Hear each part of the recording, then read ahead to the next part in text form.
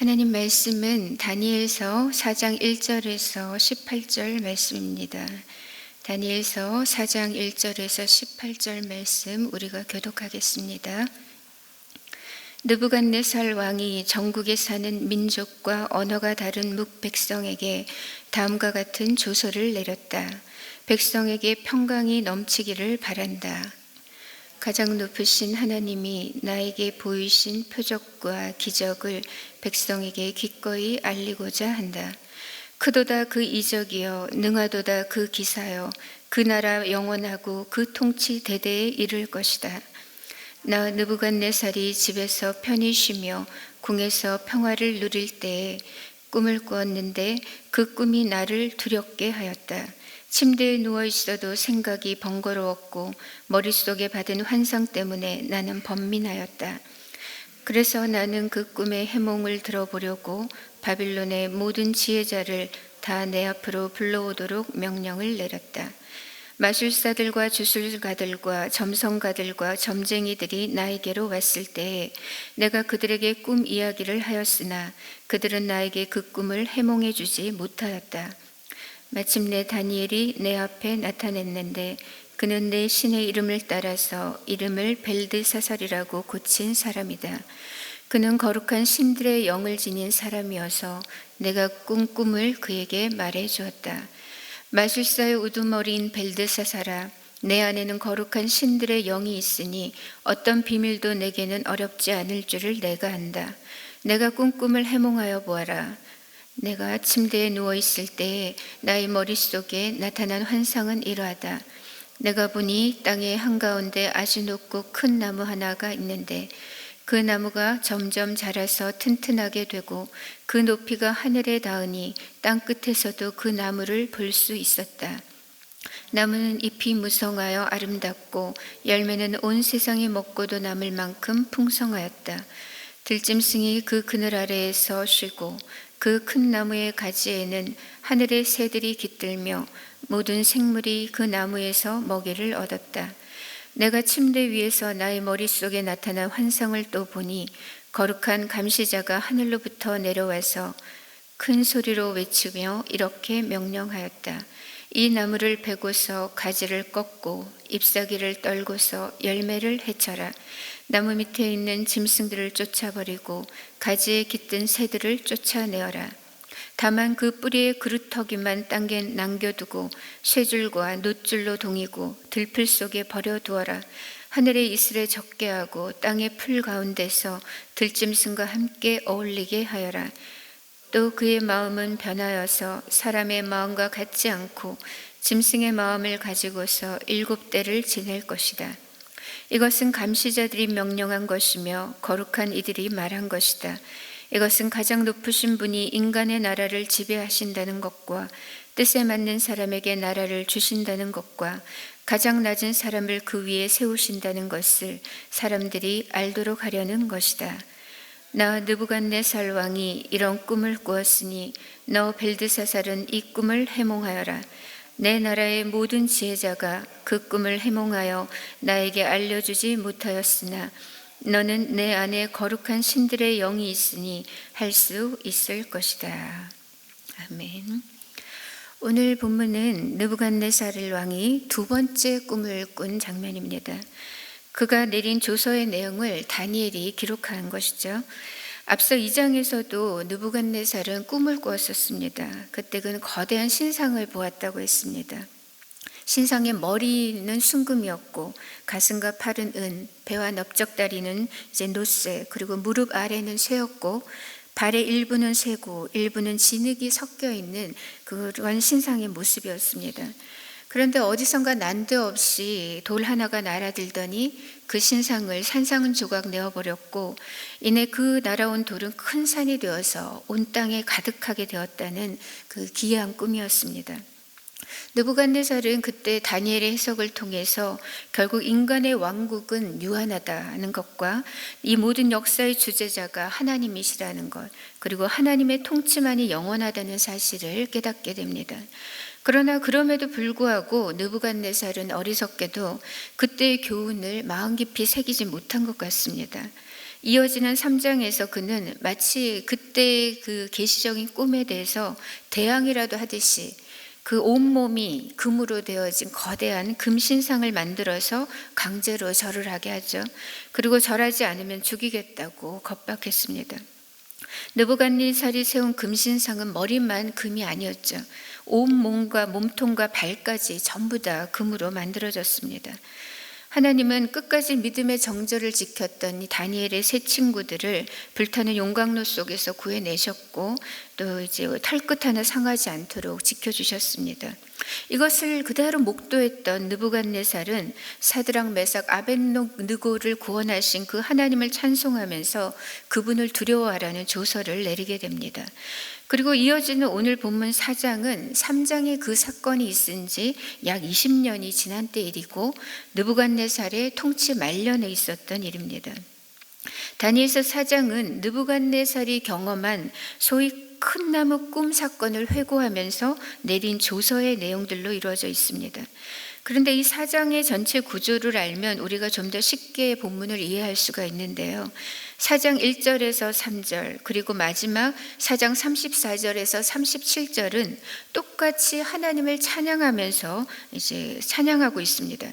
즉 수미 쌍관의 문학적인 구조를 가지고 있는 거죠.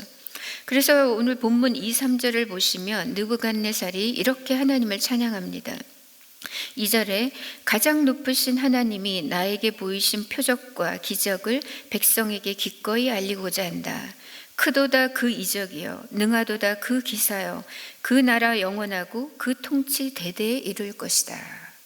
즉 느부갓네살은 하나님이 가장 높으신 분이라는 것과 하나님의 나라의 통치가 영원하다는 사실을 노래하고 있습니다. 그런데 이런 찬양이 이 4장 끝부분에도 똑같이 나온다는 겁니다. 4장 37절 보면 이 내용이 이렇습니다. 이제나 느부갓네살은 하늘의 왕을 찬양하고 높이며 그분에게 왕 영광을 돌리는 바이다. 과연 그가 하시는 일은 모두 참되며 그의 모든 길은 공의로우니 그는 교만한 일을 낮추신다. 이렇게 느부갓네살은 이 4장 이 조서의 그 시작과 끝에서 하나님을 찬양함으로써 그가 알게 된 하나님이 얼마나 높으신 분인가 이것을 강조하고 있는 것입니다. 4절을 보시면 느부갓네살이 이 두 번째 꿈을 꾼 시점이 나타나 있습니다. 즉 그가 집에서 편히 쉬며 궁에서 평화를 누릴 때였다는 거죠. 이 두 번째 꿈 사건은 느부갓네살이 정복 전쟁을 다 마치고 그의 집에서 편안하게 살 때, 즉 자신의 권력과 업적에 도취되어서 하늘 높은 줄 모르고 교만하게 살아갈 때였다는 것입니다. 느부갓네살은 신바벨론 제국의 제2대 왕이죠. 그 이름의 뜻은 느보신이 국경을 지켜주었다라는 뜻입니다. 그는 이집트와 남유다를 정복했고 두로와 유프라티스강 서쪽 지역을 다 평정했던 정복 군주입니다. 바벨론을 명실상부한 강대국으로 만들었던 장본인이죠. 과연 그는 위대한 정복자였고 무소불위한 절대 권력을 가진 왕이었습니다. 하지만 그는 교만했고 안하무인인데다가 잔혹한 폭군이었습니다. 이렇게 천하를 호령하던 그는 그 무엇도 두려울 것 없던 그런 왕이었지만 느부갓네살은 이 하나님이 주신 꿈 하나 때문에 오늘 어쩔 줄을 몰라 합니다. 두려움과 번민에 휩싸여 있는 거죠. 너무나 불안했던 느부갓네살은 다시 제국의 모든 술사들을 부릅니다. 이번에는 꿈 이야기를 다 들려주고 해석해내라고 하죠. 아니 왜 왕은 그 다이렉트로 다니엘을 부르지 않았을까요? 이미 당시 다니엘은 제국의 고위 관리였고 가까이 있었고 게다가 이미 첫 번째 꿈도 정확하게 해석해낸 사람입니다.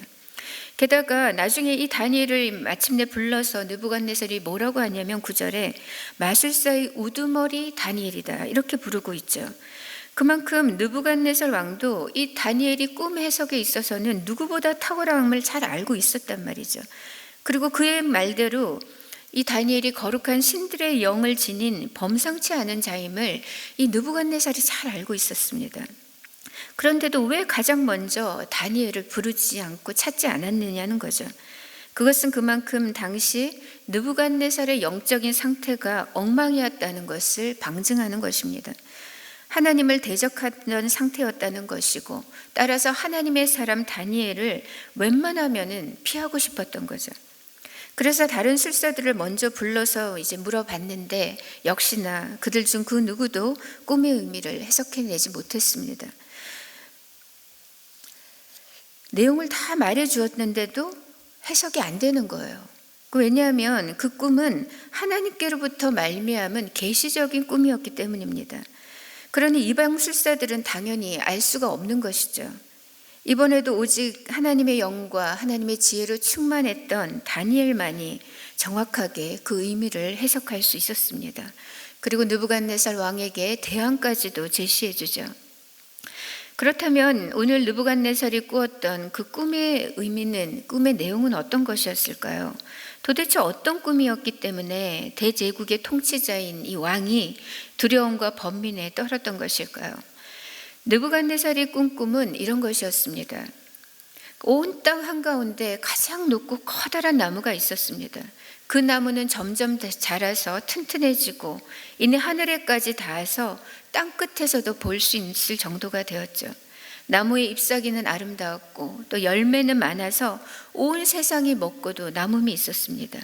뿐만 아니라 그 그늘 아래서는 들짐승과 새들이 깃들었고 모든 생물들이 그 밑에서, 그곳에서 먹이를 얻었습니다. 그런데 갑자기 거룩한 한 감시자가 하늘로부터 큰 소리로 명령을 합니다. 이 나무를 베어라. 그리고 가지를 꺾어버리고 잎사귀를 떨어버리고 그 열매를 다 헤쳐버려라. 나무 밑 짐승들과 새들도 쫓아버리고 다만 그 뿌리의 그루터기만 땅에 남겨두어라. 쇠줄과 놋줄로 그 그루터기를 묶어서 들풀 가운데 버려두어라. 그것으로 하늘 이슬에 젖게 하고 땅의 풀 가운데서 짐승들과 어울리게 하여라. 그는 사람의 마음이 아니라 짐승의 마음을 가지고서 7대를 지낼 것이다. 이렇게 하늘로부터 내려온 감찰자가 명령을 한 겁니다. 다니엘은 이 꿈의 내용을 듣자마자 곧바로 그 의미를 알아챘습니다. 그리고는 너무나 당황스러웠죠. 왜냐하면 그 꿈이 이 느부갓네살 왕에게 너무나 치명적인 내용이었기 때문입니다. 하늘에까지 닿을 듯한 그 커다란 나무는 바로 느부갓네살 왕을 의미하고 있었습니다. 그러나 하늘의 하나님께서 그 나무를 잘라버려라 이렇게 말씀하셨고 7대가 지나기까지 그루터기만 남겨두라고, 그래서 짐승의 마음으로 살게 하라고 하셨던 것입니다. 이것은 느부갓네살의 그 교만에 대해 하나님께서 내리신 무서운 경고이자 심판이었던 것이죠. 이후에 다니엘은 느부갓네살 왕에게 이런 일이 미치지 않기를 바란다 이렇게 말을 하면서 그 화를 피할 방책까지도 알려주고 있습니다. 왕은 이제라도 그간의 삶의 태도를 바꾸어서 공평과 정의와 자비를 행하시라고, 그렇게 하면 혹시 하나님께서 이 일이 미치지 않게 하실지도 모른다고 말해줍니다. 하지만 이후에도 느부갓네살의 삶에는 변화가 없었던 것 같아요. 결국 그는 자기 자신을 동물이라고 착각하게 되는 정신병에 걸리게 됩니다. 많지는 않지만 지금도 간혹 이런 질병에 걸리는 사람들이 있다 그래요. 이 정신병에 걸리면 마치 늑대인간처럼 자기 자신을 동물이라고 착각하게 되는 겁니다. 그래서 느부갓네살은 사람의 정신이 아니라 짐승의 마음으로 이제 바깥에서 이슬을 맞고 풀을 뜯으면서 7대를 지내게 되죠. 여기서 7대란 이제 의견이 좀 분분한데 7년으로 해석하는 견해도 있고요. 당시 바벨론이 1년을 여름과 겨울 이 2대로 이해를 했었기 때문에 이 7대를 3년 반이라고 해석하는 견해가 있습니다. 이게 좀 더 유력한 것 같아요. 어쨌든 3년 반이든 7년이든 중요한 것은 하나님께서 그 일정 기간 동안 당대 가장 교만한 통치자였고 가장 무서운 절대 권력자라고 불렸던 그 느부갓네살을 짐승의 자리까지 낮춰버리셨다는 사실입니다.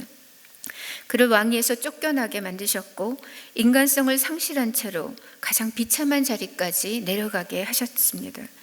그러나 그루터기를 남겨두시겠다는 말씀처럼 느부갓네살은 그 7대가 지나서 다시 정신이 온전히 돌아오게 되죠. 그리고 다시 왕위로 복귀하게 됩니다. 이 경험을 통해서 느부갓네살의 교만은 완전히 박살이 나게 됩니다. 그제서야 그는 진심으로 하늘의 하나님을 인정하고 이제 두려워하게 되었던 것입니다. 그리고는 자기에게 회복을 주신 하나님, 인생의 세컨 찬스를 주신 그 하나님을 찬양하고 그분께 감사할 수밖에 없었습니다. 처음부터 하나님의 목적은 그를 죽이거나 아주 망하게 하라는 것에 있지 않았습니다. 교만한 느부갓네살로 하여금 하나님이 하늘 위에 진짜 왕이시라는 것을 알게 하고, 또 하나님은 왕을 세우기도 하시고 또 패하기도 하시는 그런 분이시라는 것과, 그리고 그분이 만유의 주재자이시라는 것을 알게 하려는 것이 목적이셨던 것입니다. 그래서 느부갓네살은 17절에서 이 사정에 자기가 내린 조서의 그 목적을, 그 이유를 분명히 밝히고 있습니다. 17절에 이것은 가장 높으신 분이 인간의 나라를 지배하신다는 것과 뜻에 맞는 사람에게 나라를 주신다는 것과 가장 낮은 사람을 그 위에 세우신다는 것을 사람들이 알도록 하려는 것이다. 이것이 그가 조서를 내린 목적이라는 거죠. 그런데 이와 똑같은 내용이 4장 25절에도 나오고 4장 32절에도 나옵니다. 그러니까 이 4장에 3번이나 반복적으로 기록되고 있는 거죠. 그만큼 느부갓네살은 하나님이 주신 이 계시적인 꿈과 그 꿈이 이루어지는 과정의 경험이 너무나 강렬했던 것입니다. 그는 하나님이 가장 높으신 분이라는 것과 그분의 뜻대로 나라를 맡기시고, 또 무엇보다도 겸비한 자에게 자를 왕위에 세우신다는 사실을 정말 뼈저리게 깨닫게 되었습니다. 이런 것을 경험하기 이전에 느부갓네살은 자기 힘으로 바벨론의 대제국을 이루었다고 생각했고, 자기가 세상에서 가장 높고 위대한 왕이라고 생각했습니다. 그리고 자신의 왕국은 영원할 줄 알았던 거죠. 하지만 실제로 이 바벨론 제국은 100년밖에 못 갑니다. 우리나라 조선 왕조가 500년이었는데 이 바벨론 대제국의 역사치고는 사실 너무나 짧은 것이죠. 느부갓네살은 큰 나무 꿈 사건을 통해 비로소 자기 위에 감찰자가 계시다는 것과 진짜 왕이 누구신가를 깨닫게 됩니다. 지극히 높으신 하나님, 만유의 주재자, 영원한 통치자가 자기 위에 계시다는 것을 절감한 것입니다. 보통 일반 사람들은 그 경험을 통해서 배우게 됩니다. 그런데 어리석은 사람은 경험하고도 거기에서 교훈을 얻지 못하죠. 느부갓네살은 이 첫 번째 꿈과 또 하나님이 다니엘의 세 친구들을 구원해 내신 그 사건을 다 목도했음에도 불구하고 하나님 앞에 겸비해지거나 하나님만을 경외하지 못했습니다. 또 어리석은 한 부류가 더 있는데 그들은 모든 것을 자신의 경험으로만 배우는 자입니다. 즉 내 눈으로 보고 내 손으로 만져보아야만 믿는 사람입니다. 아무리 끓고 있는 주전자가 뜨겁다고 말해줘도 어리석은 자는 자기 손으로 만져보기 전까지는 인정하지 않는 겁니다.